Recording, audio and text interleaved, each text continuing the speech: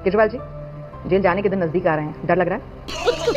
वो लोग देश को आज़ादी दिलाने के लिए जेल गए और मैं देश को बचाने के लिए जेल गया हूँ। यानी कि आपके वाले जज जो हैं वो अच्छे हैं, ईमानदार हैं, और सिसोदिया वाले जज जो हैं वो ईमानदार और अच्छे नहीं हैं। मैं ये नहीं कह रहा। नहीं, आपने अभी कहा अदालत ने कहा कि भ्रष्टाचार के इस मामले में उस समय हुआ जब कुछ लोगों को फायदा पहुंचाने के लिए नीति बनाई गई ताकि पैसा आ सके। आबकारी नीति का उद्देश्य ऐसी नीति अपनाना था जो कुछ लोगों के लिए फायदेमंद हो, रिश्वत दिया जाए। हाईकोर्ट की टिप्पणियां हैं। 100 करोड़ की रिश्वत अगर लेते या तो कहीं कैश मिलता, यहाँ कहीं प्रॉपर्टी के कागज मिलते, कहीं ज्वेलरी मिलती, कहीं चोर क्या चोरी का सामान अपने घर में रखता है? अगर मोदी जी दोबारा आ गए ये देश नहीं बचेगा, जनतंत्र नहीं बचेगा, तानाशाही आ जाएगी। हम बातें आप सोनिया गांधी, लालू प्रसाद यादव, इन तमाम लोगों के लिए भी कहा करते थे और आज उनके साथ आप मंच साझा करते हैं। और आज देश को बचाने की जरूरत है। तो आपकी बातों पर भरोसा कैसे? भरोसा क्या? आंदोलन के दौर भूल गए, साझा लहराते हुए आप कहते थे कि जेल में डाल दो। मैं कुर्सी का लालची नहीं हूँ, मैं पद का लालची नहीं हूँ। आप बहुत निर्लज हैं। जय हिंद दोस्तों, स्वागत है आप सभी का आपके अपने YouTube चैनल न्यू इंडियन है भारत की एक और नई वीडियो में। और दोस्तों इस वीडियो को एंड तक देखिएगा क्योंकि आपने इंटरव्यूज तो बहुत देखे होंगे, लेकिन जब अरविंद केजरीवाल का इंटरव्यू हुआ तो अरविंद केजरीवाल की सांसें उखड़ गई सवालों के जवाब देते देते। दोस्तों अरविंद केजरीवाल सभाओं में तो बहुत बोलते हैं, लेकिन जब पत्रकार ने डायरेक्ट क्वेश्चंस अरविंद केजरीवाल से पूछे तो नौबत यहां तक आ गई कि अरविंद केजरीवाल को इंटरव्यू बीच में रोककर पानी पीना पड़ा, जिससे मुझे नायब के अमरीश पुरी की याद आ गई जब उन्हें पानी पीना पड़ा था। दोस्तों अरविंद केजरीवाल की तरफ से जो सवालों का कागज पत्रकार को भेजा गया वो शायद किसी ने बीच में बदल दिया और जो सवाल पत्रकार ने पूछे उससे अरविंद केजरीवाल को पसीना आ गया। दोस्तों वीडियो बहुत मजेदार है, आपको बहुत मजा आएगा और अगर आपको भी वीडियो अच्छी लगे तो वीडियो को लाइक करके चैनल को सब्सक्राइब जरूर कीजिएगा। तो दोस्तों चलिए साथ में वीडियो को एंड तक देखते हैं और देखते हैं इस बार सर जी ने दिल्ली को और खुद को कैसे डुबोया। Thank you.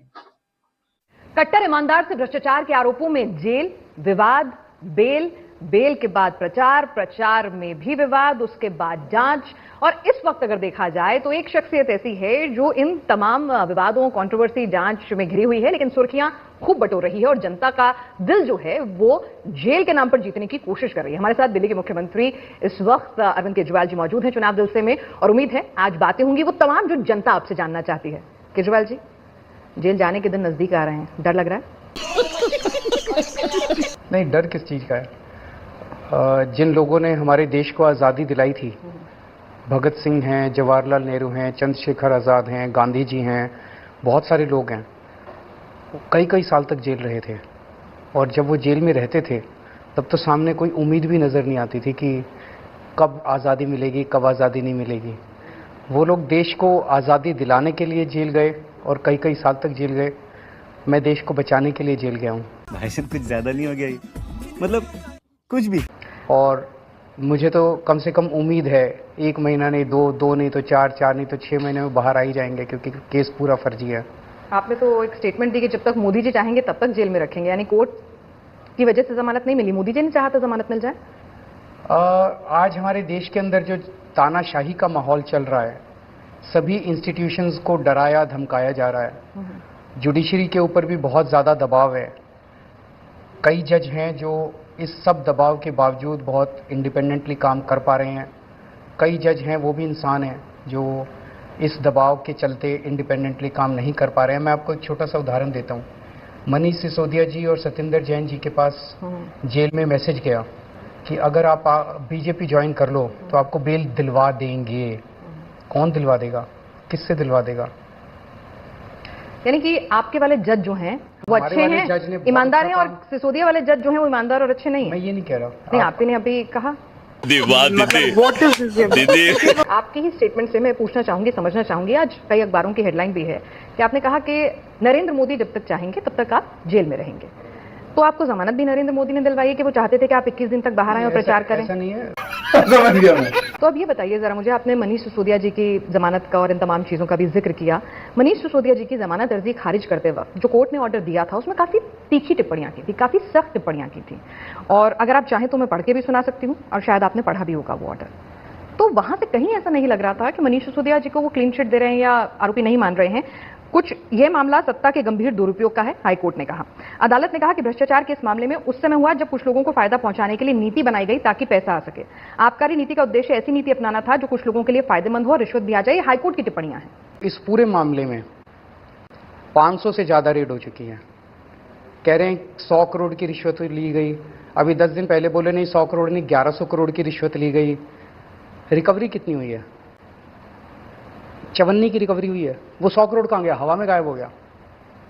100 करोड़ की रिश्वत अगर लेते, या तो कहीं कैश मिलता, यहाँ कहीं प्रॉपर्टी के कागज मिलते, कहीं ज्वेलरी मिलती, कहीं खर्चे के सबूत, कुछ नहीं है, हवा में है सब कुछ। चोर क्या चोरी का सामान अपने घर में रखता है? चोर क्या चोरी का सामान अपने घर में रखता है? क्या बढ़िया था गुरु। मोदी जी कह रहे हैं आप अनुभवी चोर हैं और आप अधिकारी रहे हैं, IRS ऑफिसर रहे मैंने हैं। सुना था उनका, इसका मतलब मोदी जी कबूल कर रहे हैं कि उनके पास कोई सबूत नहीं है। अगर आपके पास कोई सबूत नहीं हो और आप कहो कि इस चोर ने सारे सबूत जो है बड़े चला के, तो सबूत नहीं है ना, मान रहे हैं ना कि कोई सबूत नहीं है। ये चल क्या रहा है हमारे देश के अंदर? आप ये ऑर्डर लेके बैठे हैं, ऑर्डर से बहुत कहीं ज्यादा ग्रेव सिचुएशन है इस देश के अंदर। अगर मोदी जी दोबारा आ गए, ये देश नहीं बचेगा, जनतंत्र नहीं बचेगा, तानाशाही आ जाएगी और इसी तरह से पूरे देश को जो है वो कब्जा किया जाएगा। अरविंद जी, ऐसे तमाम आरोप और ऐसे तमाम बातें आप सोनिया गांधी, लालू प्रसाद यादव, इन तमाम लोगों के लिए भी कहा करते थे और आज उनके साथ आप मंच साझा करते हैं। और आज देश को बचाने की जरूरत है। तो आपकी बातों पर भरोसा कैसे? भरोसा क्या? एनसीपी के 2 टुकड़े किए कि नहीं किए? अगर कोई जाना चाहता है तो कोई रोक कैसे सकता है? वही तो कोई जाना क्यों आपकी चाहता? पार्टी के तो नहीं हो रहे 2 टुकड़े? आपकी पार्टी में तो लोग नहीं जाना चाह रहे। वो प्रधानमंत्री जी ने एक नया कानून बनाया। अब FIR होती है, FIR के बाद सबको अरेस्ट कर लेते हैं, जिस पे सो कॉल्ड शक होता है उसको सबको अरेस्ट कर लेते हैं, और फिर अरेस्ट के बाद जांच चलती है, आप जेल में रहते हो, फिर मुकदमा चलता है, आप जेल में रहते हो। जब तक कोर्ट आपको निर्दोष ना करार दे दे तब तक आप जेल में रहते हो।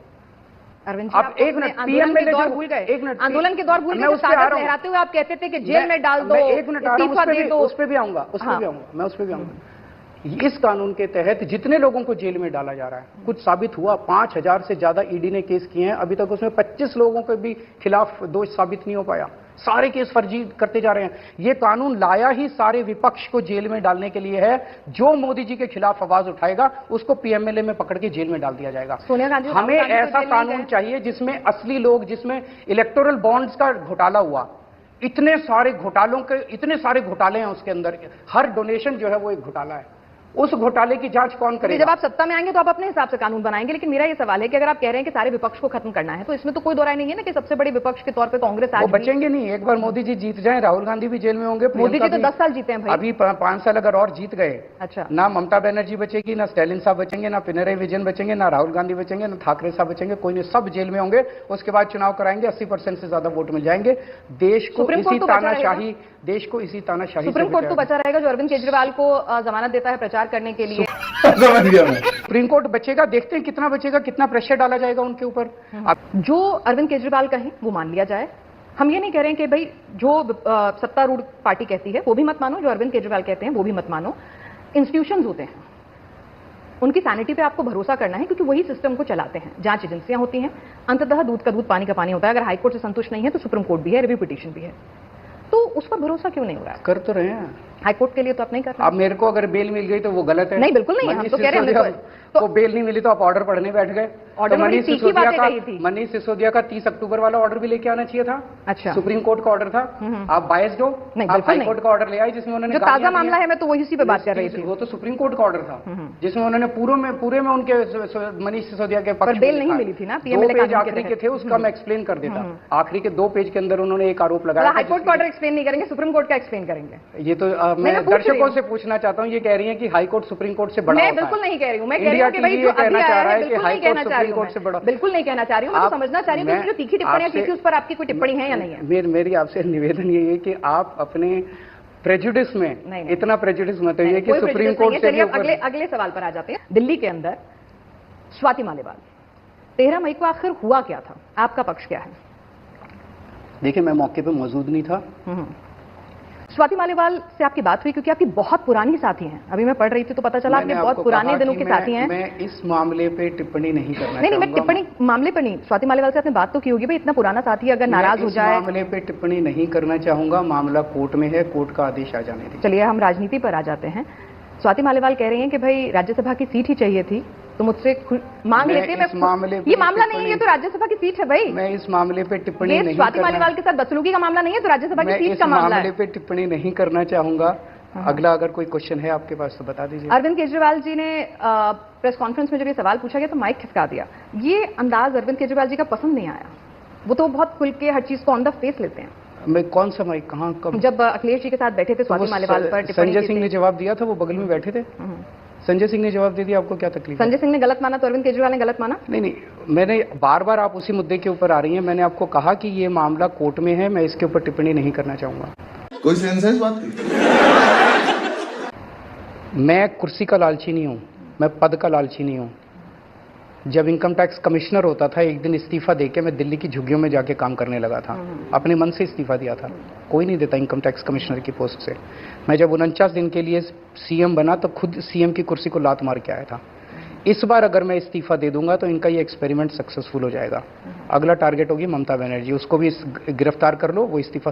तो इसका मतलब जहां जहां नॉन बीजेपी गवर्नमेंट बनेगी वहां वहां ये मुख्यमंत्री को फर्जी केस में गिरफ्तार करेंगे और उसकी सरकार गिरा देंगे। इस बार अगर मैंने इस्तीफा दिया तो ये देश के लिए बड़ा खतरनाक, जनतंत्र के लिए खतरनाक होगा। और जब आप बिना जनतंत्र एक बिना फैसला आए इस्तीफा मांगा करते थे, जेल में डालने की बात किया करते थे। मेरे को पूरा तो कर लेने दो।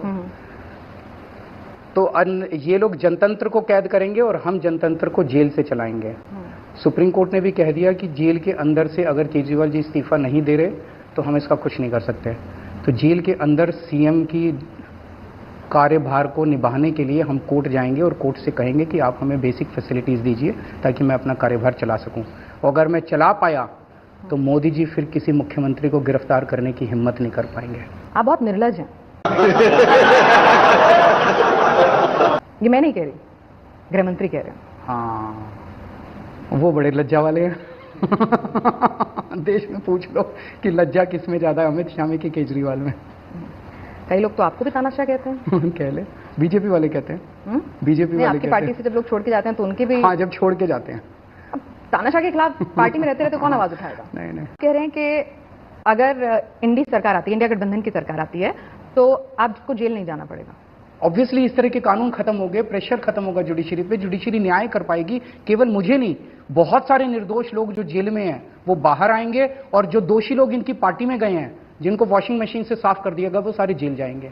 चलिए, वॉशिंग मशीन का आपने जिक्र किया तो इसलिए सवाल पूछ लेती हूँ। वॉशिंग मशीन से, उनके पास वॉशिंग मशीन है और आपके पास कौन सी मशीन है जिसमें लालू यादव, राहुल गांधी, सोनिया गांधी, उन्होंने तो अखिलेश सारी यादव जांच कराई है।